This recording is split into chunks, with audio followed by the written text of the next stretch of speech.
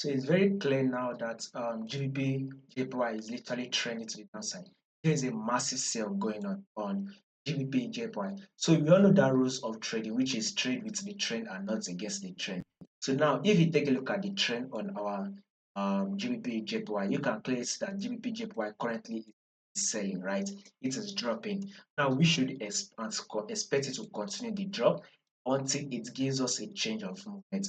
For now, let's see GBP JPY to give us a pullback and one more sell. This should be our target. This is what we should be expecting now. Next. Now, if in case there's going to be any changes to this moment that we just predicted, I'll make sure I let you guys know. So in order for you not to miss out on the updates, make sure you subscribe to the channel and like. Also follow the Telegram channel also.